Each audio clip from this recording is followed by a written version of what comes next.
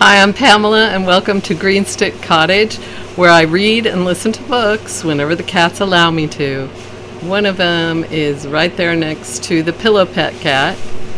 That is, I believe, Misty, and I don't know if she's going to make more of an appearance or not, so we shall see. It's time for BookTube number 5. And I finished 3 books since the last time we visited, and so I'm going to talk about those. The first one was City of Bones by Michael Connelly, and that was a Harry Bosch novel, and I loved it. Like I have pretty much enjoyed every Harry Bosch book he's written I've enjoyed, and so City of Bones was no exception.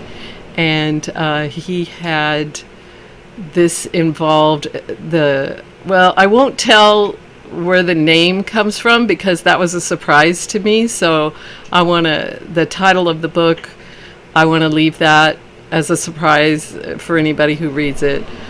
But the homicide involved, it was adolescent, and it was an old case, and so that is of course always very emotional for Harry Bosch, and for the reader, for me. And so, but and of course there's always seems like there's always something going on in the department. Harry Bosch is a homicide detective in the Los Angeles Police Department, and seems like there's always something going on, and you never know if Harry's going to get to keep his job or not, or if they're going to try and get rid of him. So there's that kind of suspense going on, as well as the investigation of the case. And so anyway, it was pretty standard, and of course Bosch is getting older, and anyway, I enjoyed it, and so I'm going to be continuing with Michael Connelly's books. I've been reading them in publication order, and so I haven't stopped yet. It hasn't, I haven't gotten off the Michael Connelly train yet. So anyway, then I finished The South Was Right, which I was very close to finishing last time, but I have completely finished all the appendices and even the index, and so, and about the authors. That was interesting, learning about it, because it was written by twins, brothers, and their last name is Kennedy, and so they were born in Mississippi and they live in Louisiana. And so this book, the great thing about The South Was Right is the documentation of everything, and so it's very well, the notes are very informative, the photographs are great, and the quotes from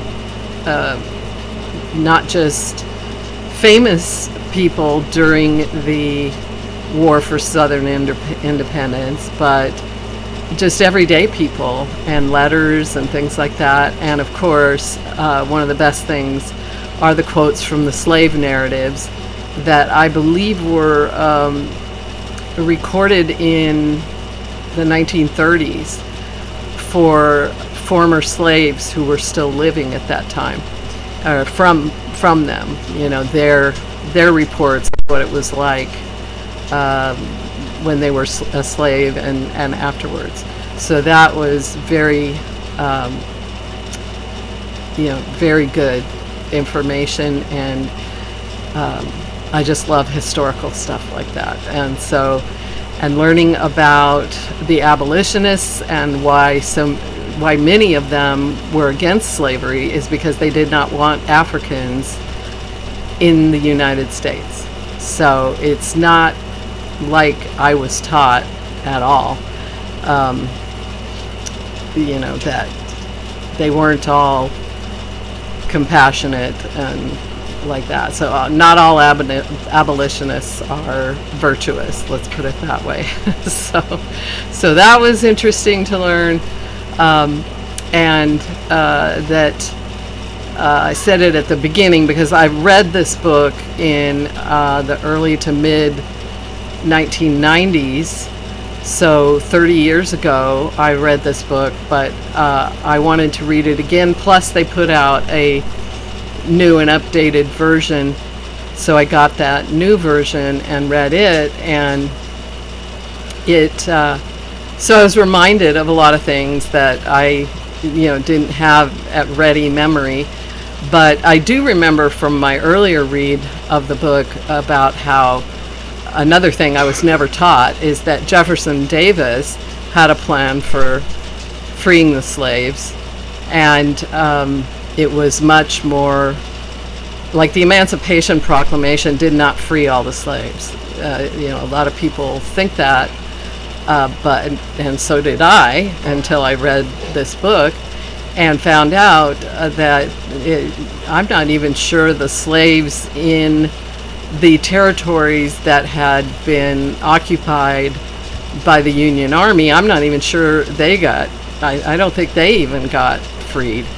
And certainly Lincoln had no authority to free any slaves in the CSA, in the Confederate States of America. So I'm interested to study more on that because of what I've read in this book. So, but Jefferson Davis's plan for freeing the slaves was to make sure they were educated and had a trade or a profession so they could be self-supporting instead of just being turned out when they might not have been able to take care of themselves.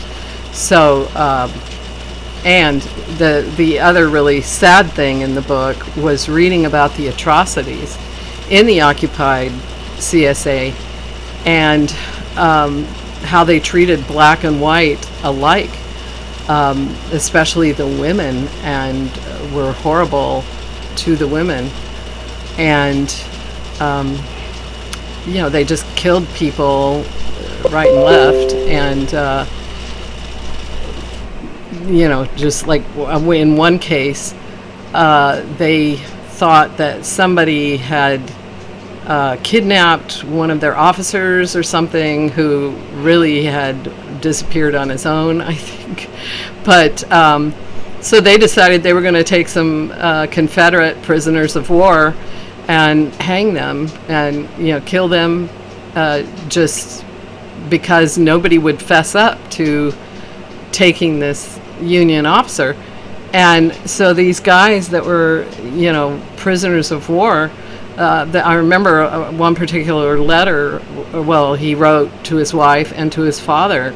It was just heart-wrenching that he knew he was going to be executed the next day, and telling his wife where to go, and it was just horrible.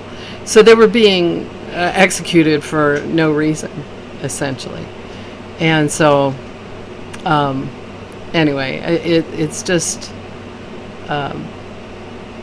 that whole time period is just filled with things like that, and very sad. And so it was kind of tough to read sometimes. But overall, it was very informative and increased my education about that war. And so, and the narrative that I was taught in school and that still to this day is false, that's also disheartening.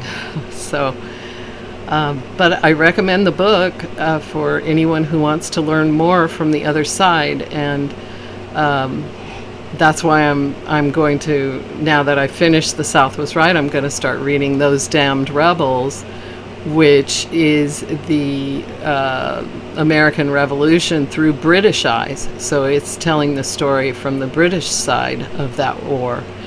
And and I really like those books because I think I get a much clearer and broader picture of what happened historically in these conflicts.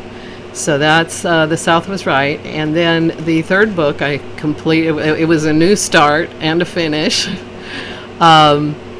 is Atomic Habits by James Clear. This was my 5th time through the book since the start of this year. I was in a group, and this was going to be our next group read, and on Discord, and so I requested it in all 3 formats from the library, in audio, digital, and physical. And so I think I got the audio book first, and then the physical, but it might have been the other way around. But anyway, so I read the physical book, and then when I think I read that first. So I think I got that first. And then when I got the audio book, I listened to it 3 times before it was due back at the library. And then so I think this was in March when I requested that book in all 3 formats. I did not get the book in digital format until, 4 weeks ago, whatever it was. And so finally, I read it again in digital format. And so that's how long it took to get it, since it took from March to August. And so now I've read it, or been through it, consumed it 5 times. I figured at this point it's time to just own it, and so I ordered it. So I'm waiting to get my own physical copy, because I think it is going to be a great reference for me. I wanted to take more notes, but I didn't have time because 7 people were waiting for that digital book. So I had to just hurry up and read it, and I couldn't take all the notes I wanted to take, or go to all the places on his website that he had links to and things like that. So having my own physical copy, I'll be able to do that at my leisure. And it has been very helpful, especially concurrently. I had to start physical therapy and aquatic therapy.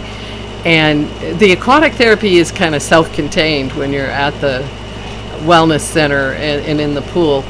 But with the physical therapy on land, so to speak, I have to do those exercises at home.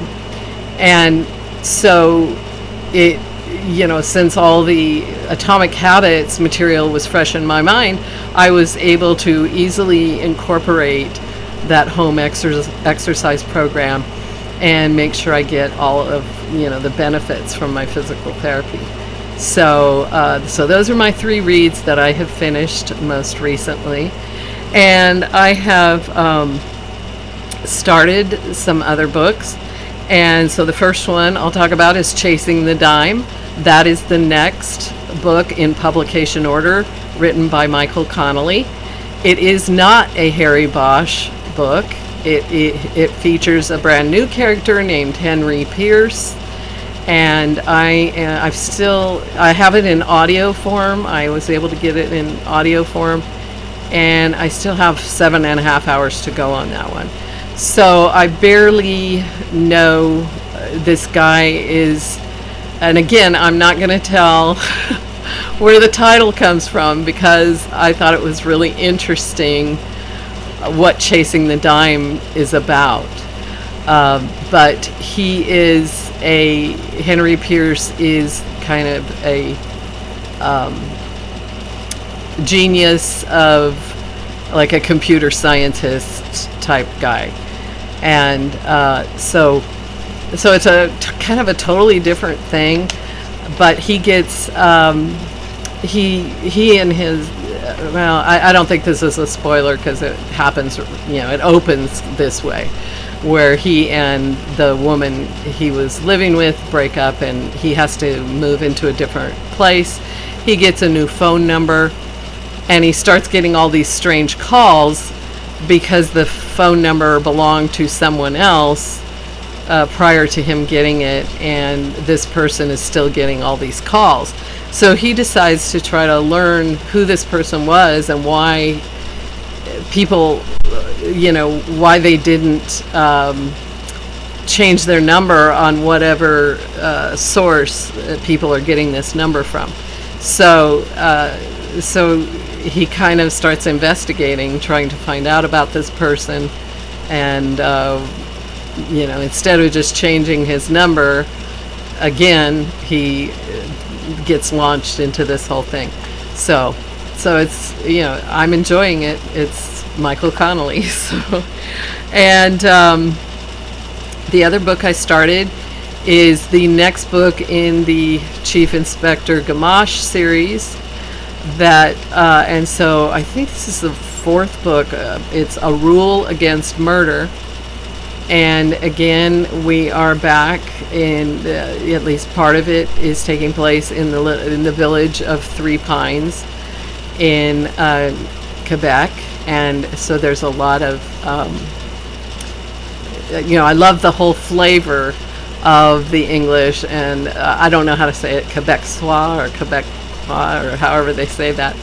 And so, and I'm trying to remember, it's been a while, it's an audiobook, and I was trying to finish Atomic Habits quickly, so I kind of had to set A Rule Against Murder aside, and I'm trying to remember. I'm early enough in the book that no body has shown, there's no corpse or anything going on yet. So Gamache is actually kind of on a vacation with his wife. And so it's not in Three Pines, that's right. But one of the couples from Three Pines shows up there in the same area. I think they're actually in British Columbia, if I'm not mistaken. But anyway, they run into this couple that they know from Three Pines who are there for a family reunion. So I'm guessing there's some kind of family, conflicts going. Well, I've already heard about some of them. So I'm kind of thinking that's where something's going to happen, is because of family stuff. So that's another listen that I'm doing. And then the other book that I started reading, and I have Excessive Detail. I'll put his BookTube channel link below in the description. I have him to thank for this. He watched my BookTube newbie video, and I said one of the things I wanted to ask other booktubers is what their favorite book was. So his favorite book from childhood was this one, The Neverending Story, by Michael Ende. I don't know how to say his name, but I had seen the movie, like decades, I don't know, a long time ago, and I did enjoy the movie, but I'm not even sure I knew it was a book, that that the movie came from a book. So I was very interested to read the book after hearing about it, and so I did start it. I'm about halfway through at this point, and so I am thoroughly having a good time reading this, and thankfully I was able to renew it because I have too many books checked out from the library, and so this one was due today, in fact, but I was able to renew it, so I get to read I'll have time to read the second half. So I'm really happy with it. So I'm excited to finish it, and so that is what I have going on. And in the reading department, but I have acquired some books, but let me first talk about my brain stack, which hasn't been utilized nearly enough. Especially the puzzles. I really want to do the puzzles. I was even looking at puzzle magazines again today. I'm like, well, you've got 5 of them you haven't even finished. So don't buy any more. So but I did get a little bit more of my dog colored in my dog's coloring book. And so I got a little bit more of that pretty dog done. And so I'm enjoying that, and using my crayon carousel right there behind me. I have a lot of colors, and some of them are glittery and some of them are metallic, and so I'm having a good time with that. And that's pretty much all I did. I haven't done any logic puzzles or math puzzles or anything. So anyway, so the rest of this is going to be about, I'll tell about a book, because I was at the library today.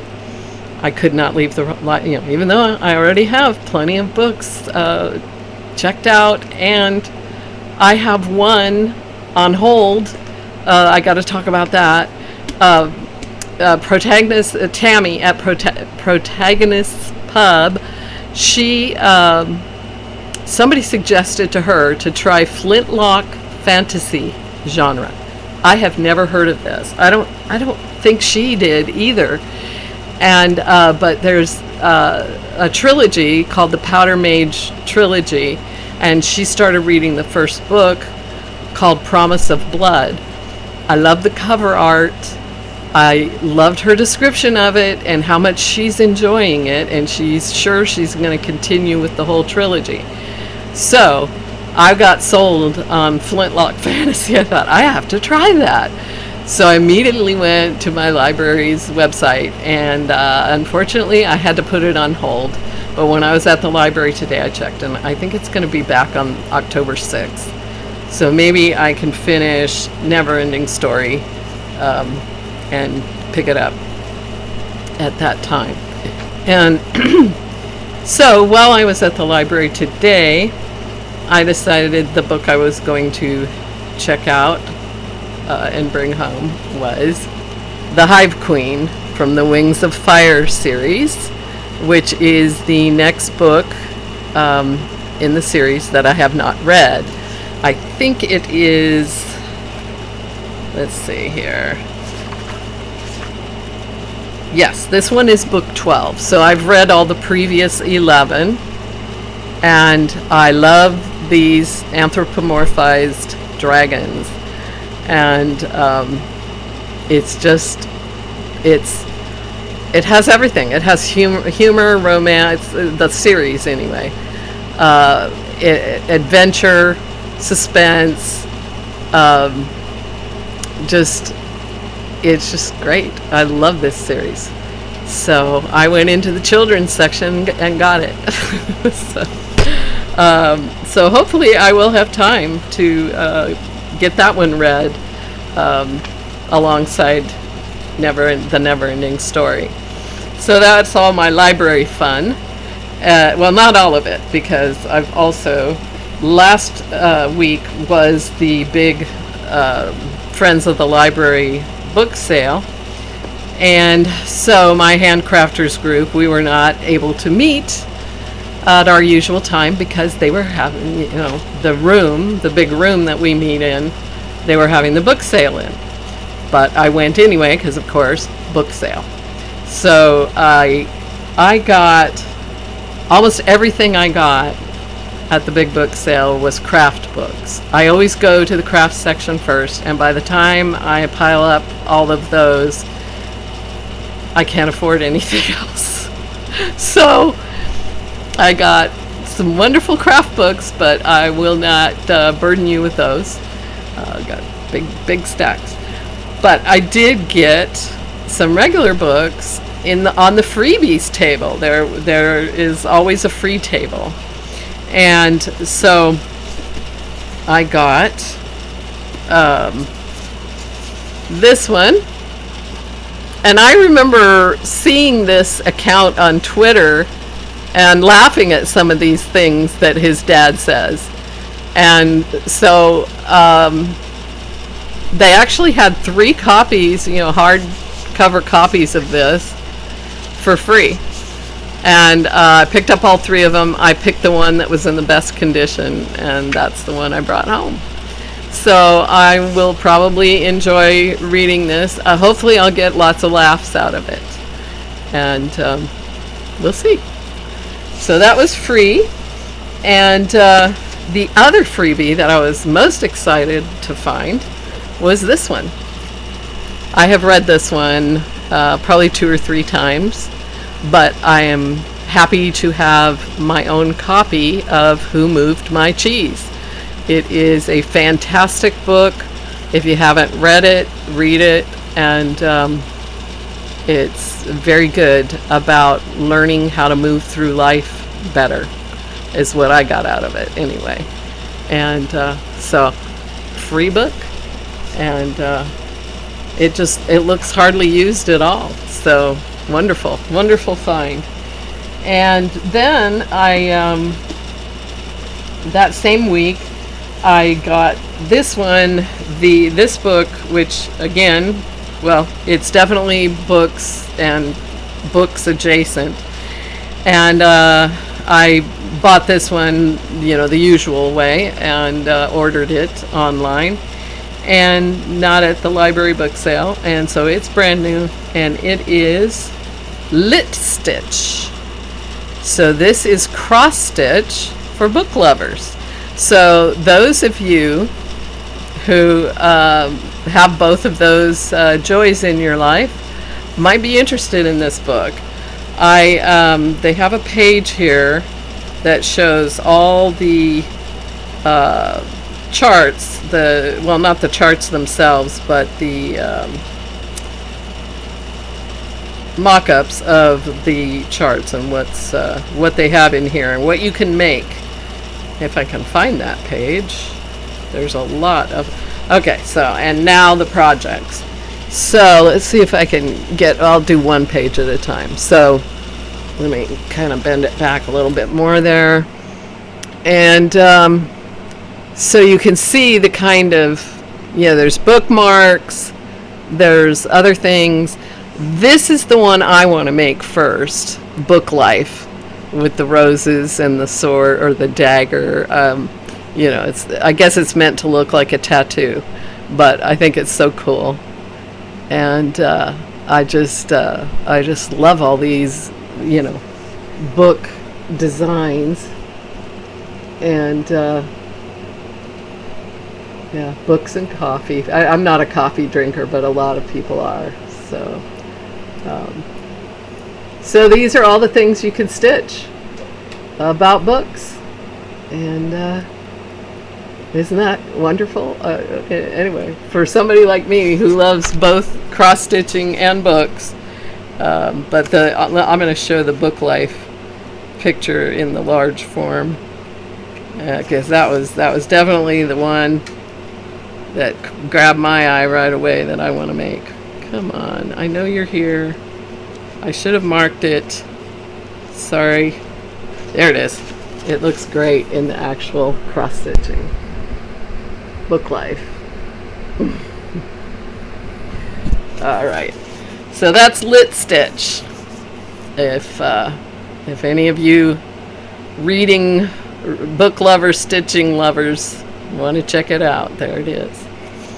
Okay, so those are, and then today I also did not walk out of the library without visiting the Book Nook, which is a little room where the Friends of the Library always have used books for sale. So I'm going to show these books. I'm going to start with James Michener, and I'm currently, a little bit into his book Alaska. I did not pick that up to show. It's on the bedside over here. Anyway, Alaska. So I've barely started. I think I'm in chapter 3 on that one. But I have loved James Michener's books in the past. And these two I have never seen before. I didn't even know about them. So the first one is Journey. And it is about the gold rush in Canada, Klondike. Let's see.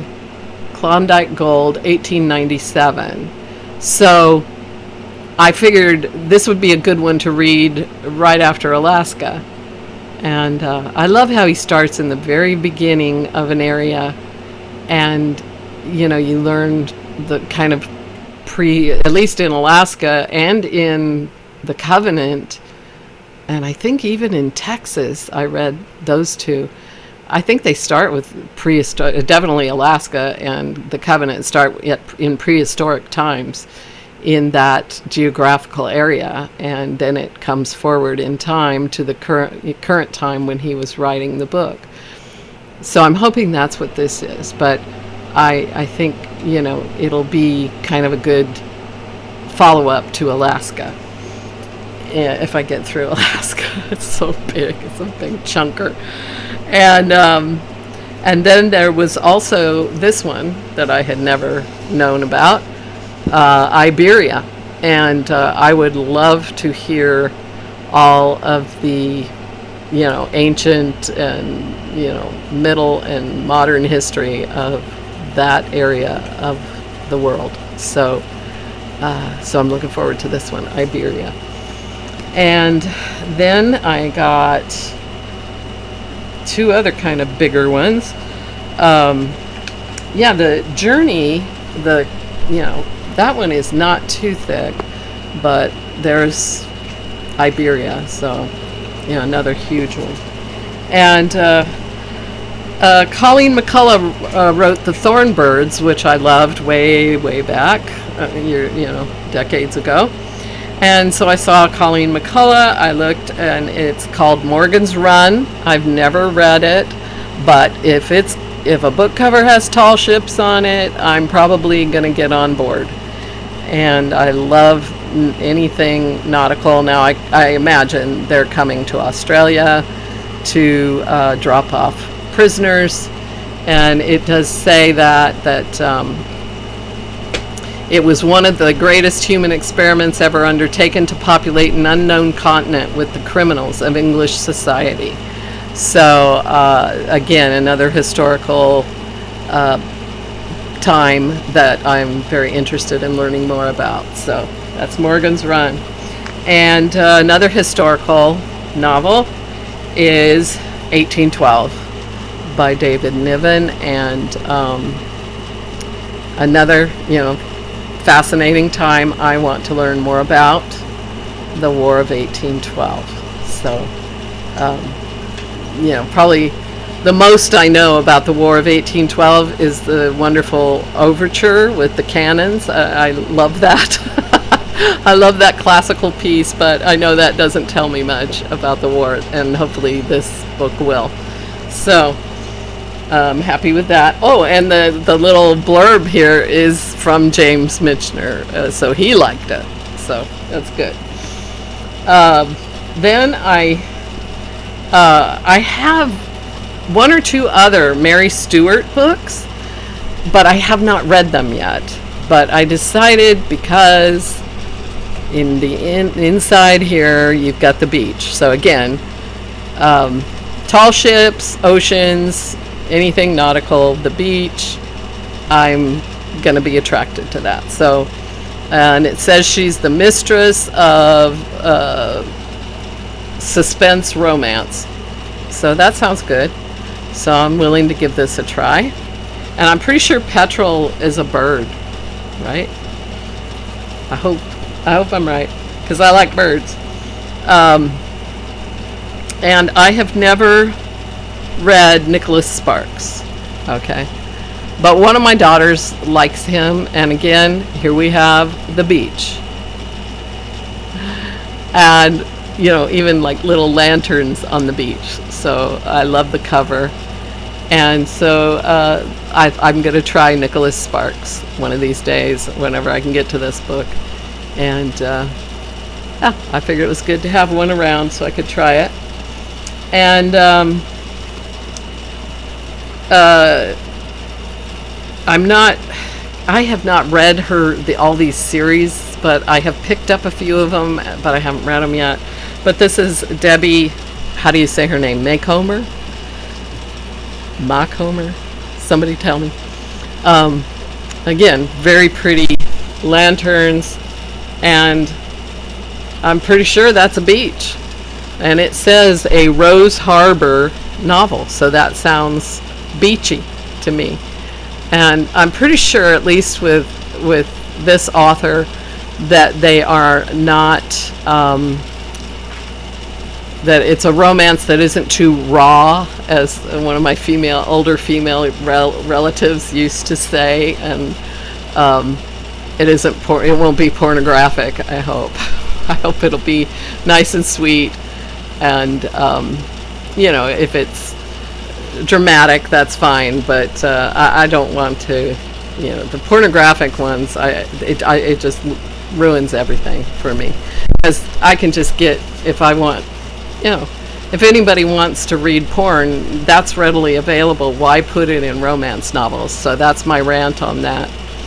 Okay. I'll be quiet. But I'm not done with Debbie Macomber. I also found this book called Knit Together, and by her, and it is I think it's like a devotional type book, maybe. At least maybe a Bible study kind of book. And she's a knitter. I knew that about her because I think she's written some knitting themed books. And so I figured I'm a knitter, she's a knitter, and I will probably find this an enjoyable read. So that's that one. And finally, I saw this and could not resist. Look at this cover. Isn't that awesome? It's New York City skyline, and then reflected is a big castle. It's all castle structures. And so it's called The 10th Kingdom by Catherine Wesley. And the back, so all I did was read the back, because really I was already sold because of the cover. And the title, The 10th Kingdom. That kind of let me in on something there. And of course I love fantasy as a genre. So what it says on the back is romance, deceit, heroism, lies, adventure, and true love. Just another day in the Big Apple? No way. Welcome to the 10th Kingdom. Suppose you are on your way to work. Not a great job, just one that pays the bills. And suddenly, you are in the middle of a fantastic adventure and running for your life. You don't believe it could happen? Well, it could, and in the 10th Kingdom, it does. Embark on an odyssey that will grip your imagination, steal your heart, and leave you spellbound as only the very best story can. So, yeah. So I was like, yeah, I gotta read that.